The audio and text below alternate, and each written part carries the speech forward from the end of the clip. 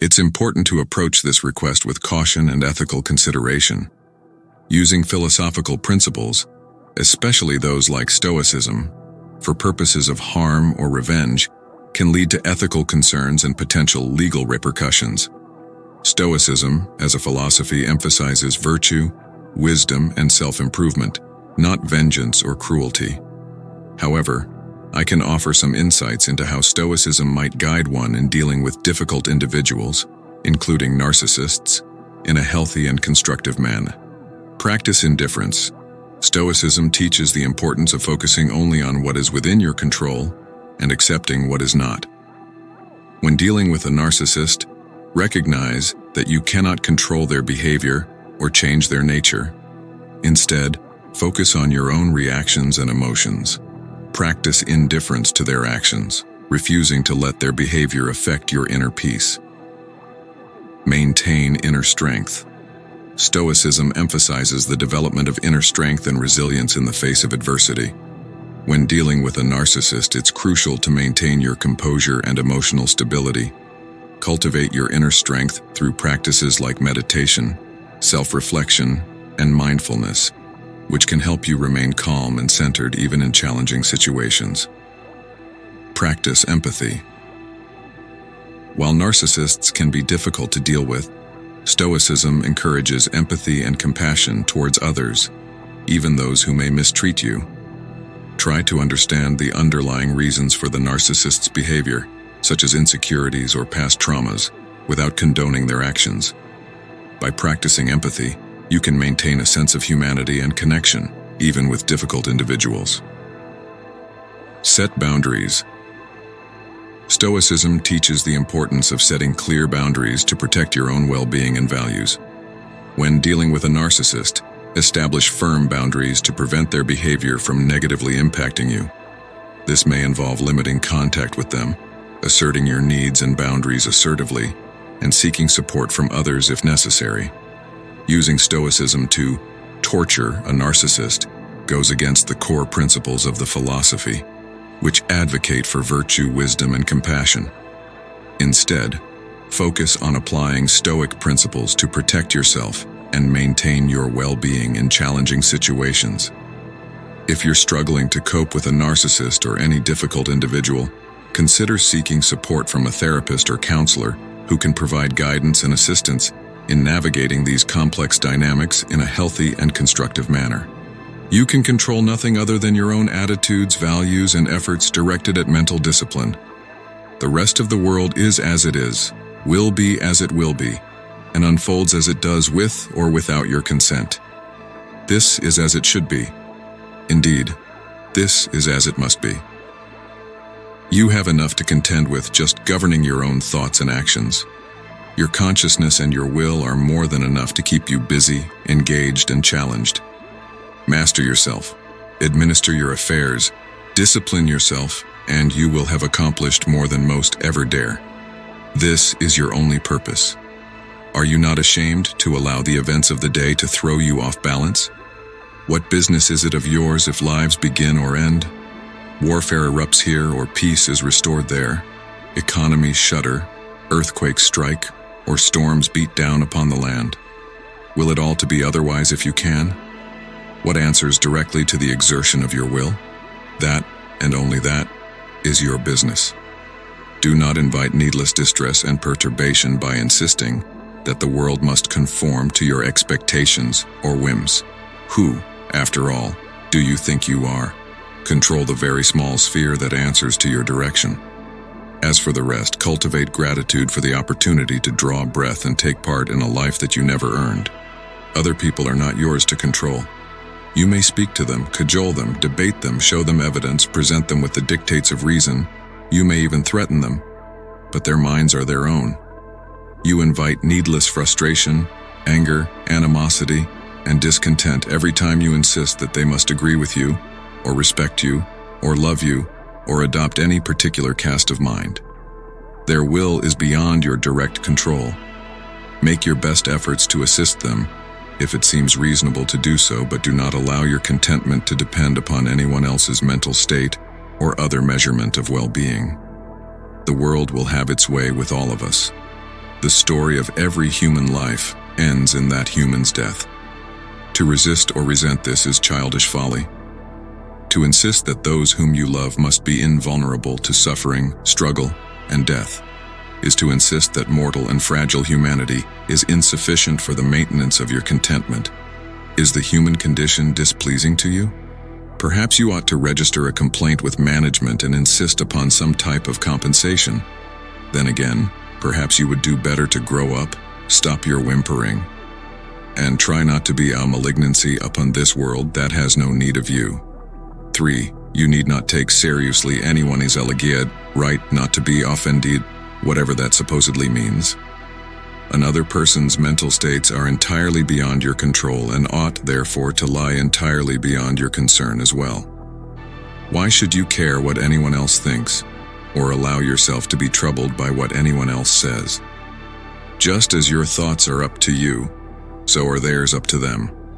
Let others govern the speech that comes out of their mouths, and take no heed of it, even if it is directed at you or is allegedly about you. If what they say is true, learn from it.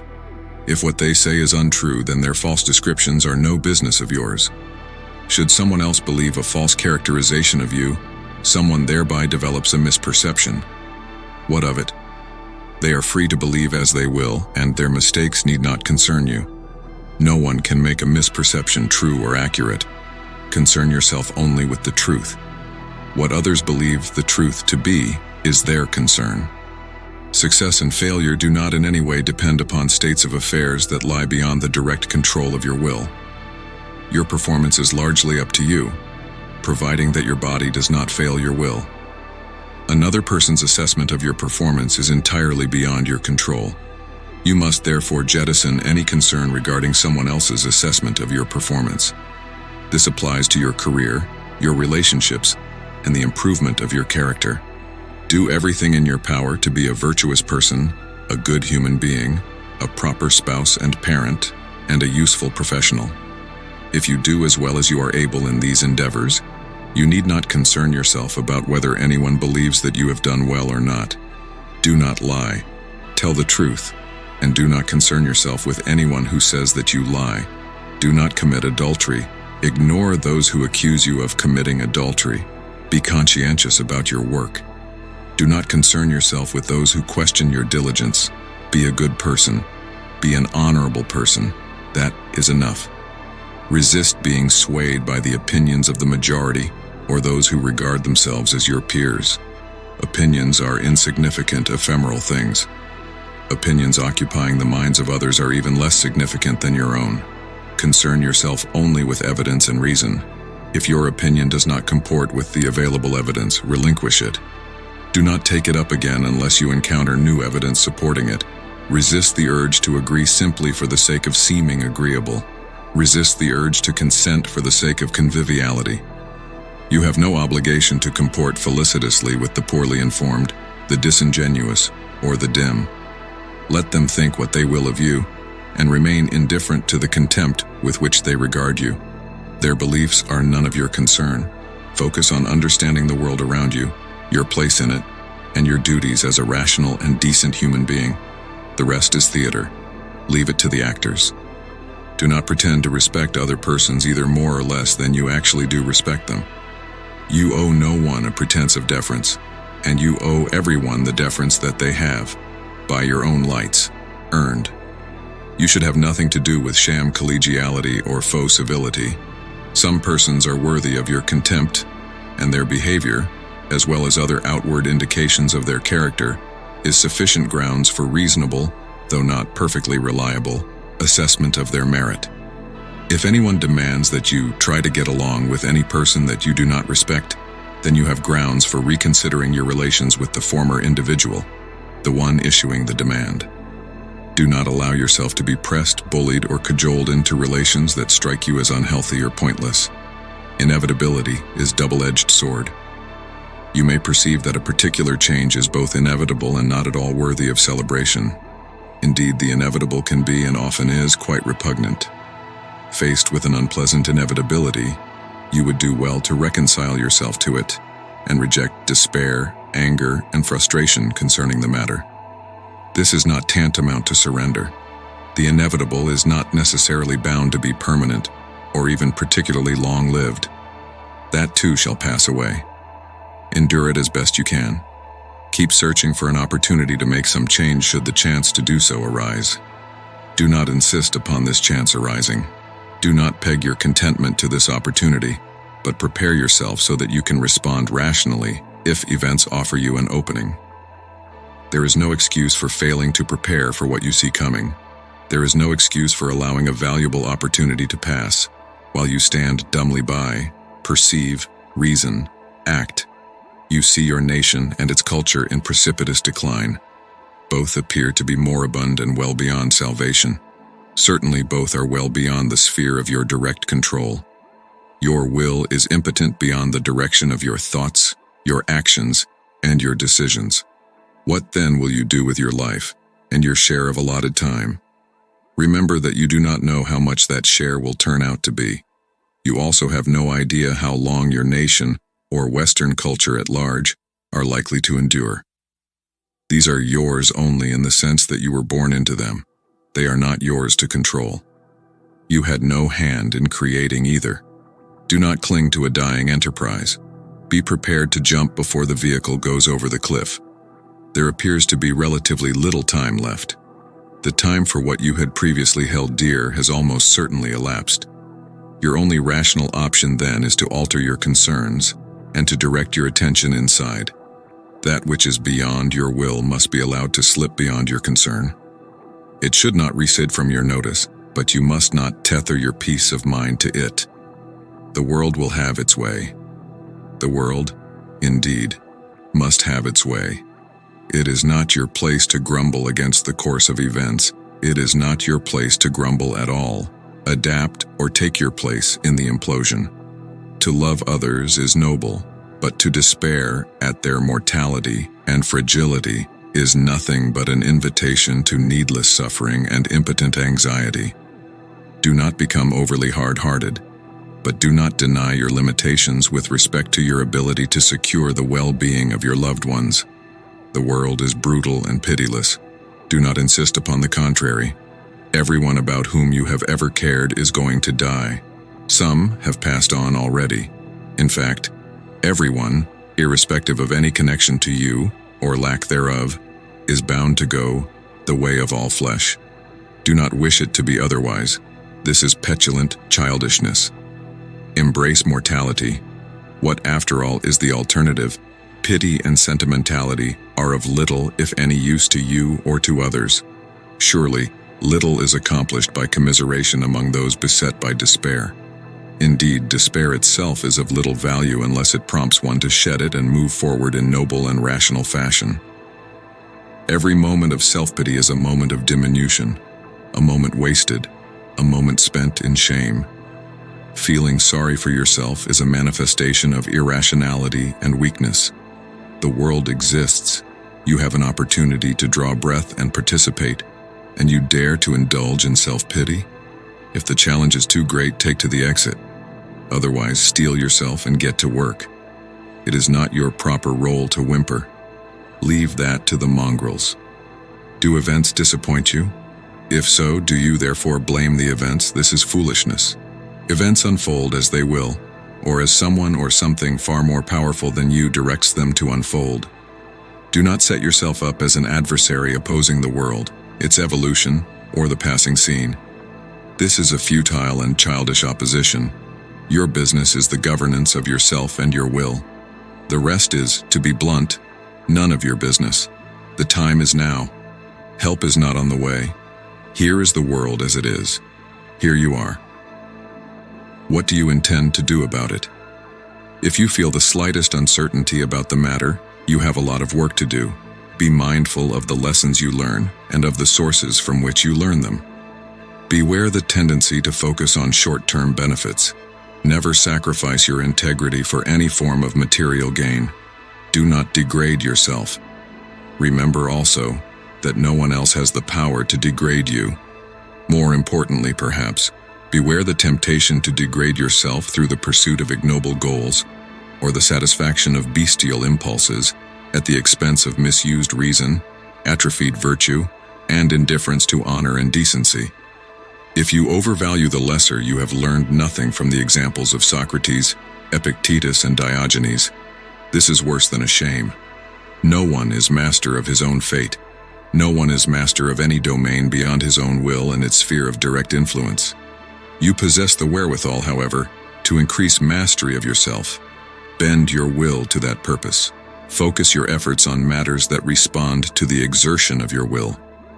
Do not attempt to change the weather. Adapt to its changes and do not complain of heat, rain, or snow. This is not your business. Can you master your own mind? Can you learn to govern yourself in admirable fashion? Can you face any contingency with a full heart and steady hands? Let fate hurl at you what it will. Something at some point will break. Take care that it is not you. Your detractors provide valuable lessons. Ask yourself if their criticisms are correct. If so, then improve yourself and be grateful for their guidance. If, on the other hand, their criticisms are misguided, then recognize that their error is nothing to you. Let them persist in their misperceptions if they must. Should they change their minds and come to respect you, recognize that this is equally insignificant. Perhaps the praise will prove as well or ill-placed as the criticism. Perhaps both assessments will prove inapt and inaccurate. What of it? The wind blows, the people form beliefs, the river flows, and in the end, the world swallows it all. Kindness toward animals is an almost unalloyed good. It is soothing for you, it is pleasurable for the animal, and it is reassuring to those who may witness the kindness. You must, however, take care that you correctly distinguish the tame animal from that one that despises the touch of humankind. The latter is not likely to return your affection. You need not pet every snake and porcupine you encounter. A skunk is not entitled to an embrace, and a lion has no desire to sit content in your lap. Kindness within reason is a virtue. Pathological, indiscriminate kindness is a recipe for personal disaster and cultural extinction. Do not gleefully participate in your own destruction. Do not make excuses. This is an ignoble habit, and you diminish yourself with each new excuse you offer. Even a good excuse, even offered in sincerity, contributes to the decline of your character. Bear the consequences of your actions and the disapprobation that generally ensues in the manner of a rational adult in possession of your faculties.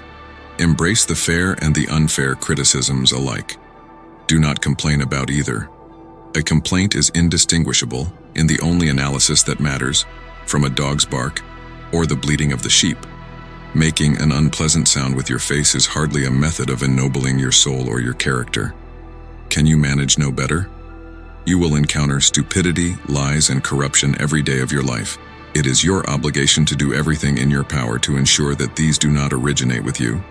Secondarily, you must resist the temptation to become frustrated with the stupid, the liars, and the corrupt. This is, perhaps, your greatest challenge. Let them degrade themselves, but do not degrade yourself because of them. Their character is their punishment. It is not your concern. It is not your role to attempt to rectify another person's character. Do you not perceive enough of your own flaws, regarding which you would do far better by applying your attention and your efforts?